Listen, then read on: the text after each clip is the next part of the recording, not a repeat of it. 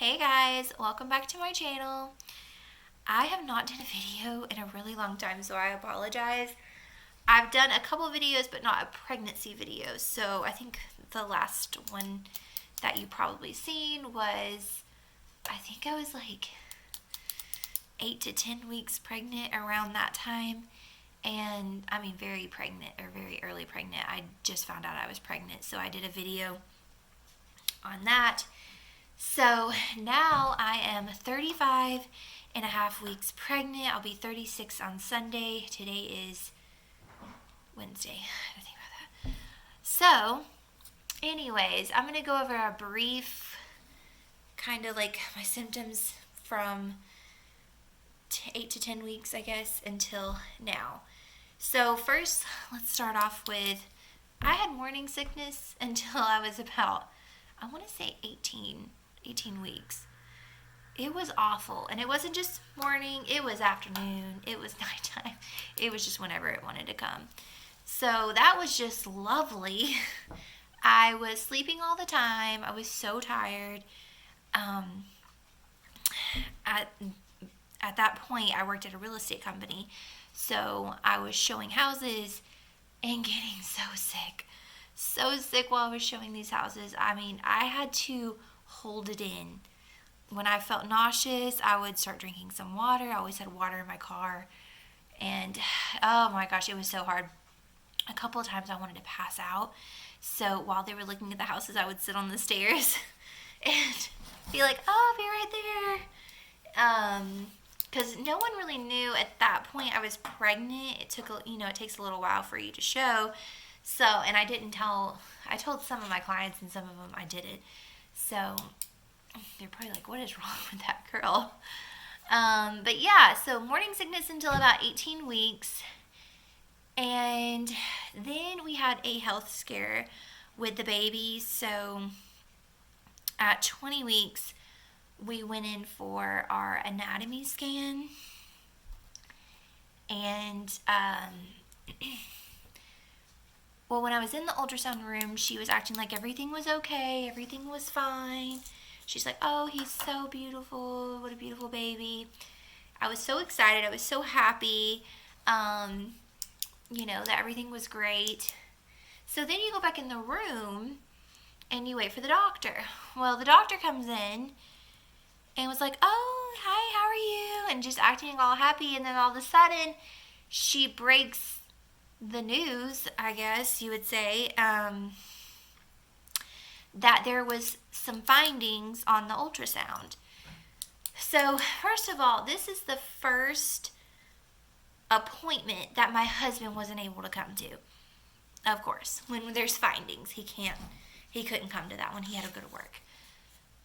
So, the findings were he had a fold on his neck and he had fluid in his kidneys. So pretty much the fold on the neck is an indicator for Down syndrome and also a couple other things, but the main thing is Down syndrome. So it's so hard to put into words.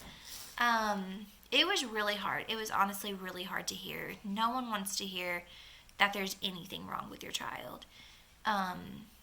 Obviously, me and my husband didn't care, Down syndrome or not, but we do worry about his health, the health risk in the future. If he has Down syndrome, we worry about other people and just how cruel people can be.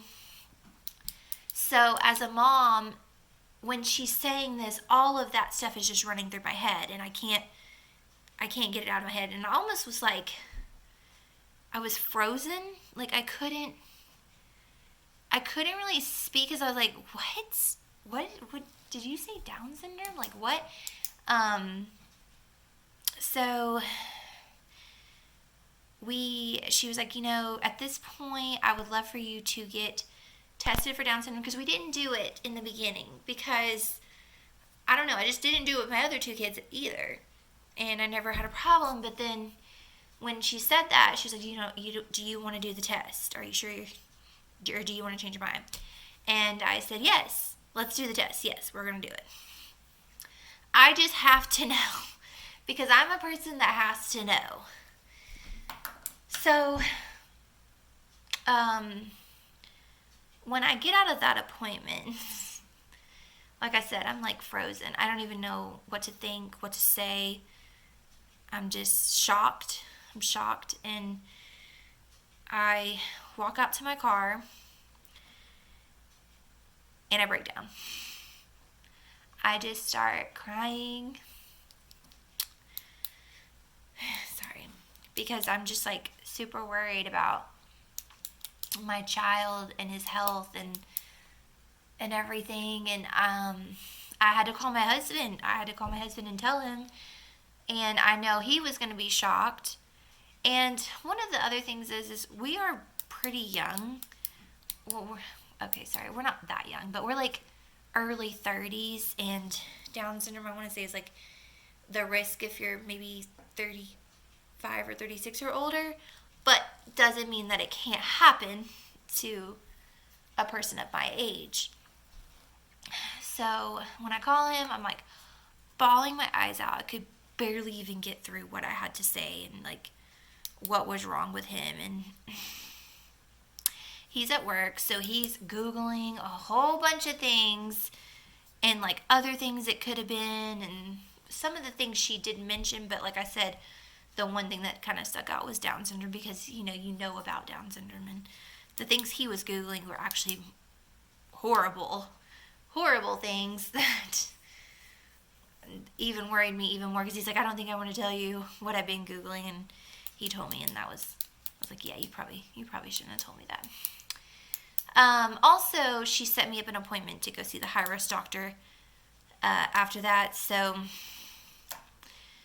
between the high-risk appointment and that appointment, I did get the test results back from the Down syndrome, and it did come back negative for 99% that he doesn't have it.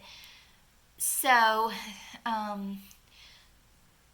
I did hear, though, that people had Down syndrome kids and it did come back negative, so I still don't know for sure, but we did go to the high risk. She checked the neck fold, and it's like a certain number it has to be, so it was higher when I went to the doctor the first time, and at the high risk it was actually at a normal rate, and it wasn't in the bad. So she was like, honestly, with the negative test and then the numbers that we have, I don't think he has it, but there's always still a chance. No one really knows, I guess. I don't know. We won't really find out until he's born now because I didn't choose to do the, I want to say they take like amniotic fluid. I don't know. They do it like another test, but it has a chance of like hurting your baby. It's only a 1% chance, but I'm not taking that chance at all. But when we were at the high risk too, we also found out that he has a teeny tiny small hole in his heart, which they didn't tell me that when I went to the doctor, but they said that they really can't test for that because it doesn't go deep into the heart like that. So they stayed on that area almost the whole time. And she said, though, it was nothing to be concerned about. So I'm not really concerned about the hole in the heart, but it is a little scary. Like I said, you just don't want anything wrong with your little baby. You want everything to be perfect. But it's not always like that. My cousin also had a son, though, that had a hole in his heart, and his hole just closed up recently. He is 9 now? I think he'll be 10. Something like that. So, yeah. So, it could close up. So, that was actually good news. But other than that, my pregnancy has been great. I have a ultrasound on Friday, actually. So, my 35-week appointment will be my ultrasound, and I can see him, and I'm definitely going to be looking like intensely at the ultrasound to see if I can see any findings myself now that I kind of know what I'm looking for. So we'll see, and I'll keep you updated on that as well. But some of the symptoms I'm having right now are I am out of breath, as you can tell. I am so dizzy. And then every time I eat breakfast in the morning, I get so sick. Like anything I eat. And my doctor was like, well, eat more protein. I did. I ate eggs, bacon, sausage. Like I'll eat stuff like that in the morning. I still get sick. And it's not I want to throw up. It just, I don't know. It just makes me nauseous, but I just get really dizzy and I feel like I'm about to pass out. And that usually lasts until about 2 hours after I eat lunch. So literally half of the day I am sick. And then usually at nighttime, which is actually when I'm recording this right now, is when I'm actually more uppity and I feel like I can clean the house. So yeah, that's what's going on with me right now. So fun. So fun. So I have about 3.5 more weeks because usually I give birth at 39 weeks. They usually induce me. A lot of people ask, why do I get induced? And the reason is because I have very large babies. My first pregnancy, my back was killing me. I have rods in my back from having scoliosis. So I kept telling the doctor, my back is killing me, like get him out. Then too, I was really little before I was pregnant with my first one. So having that extra weight on my back and all of that pressure, it was really bad. So then when he came out, he was 9 pounds and 8 ounces. So that's probably one of the other reasons why he was killing my back, is because he was such a big baby. He was so big. So the next one, I felt like I was having a big baby again. So I told my doctor. She didn't think that. She was like, no, I think he's going to be like 7 pounds.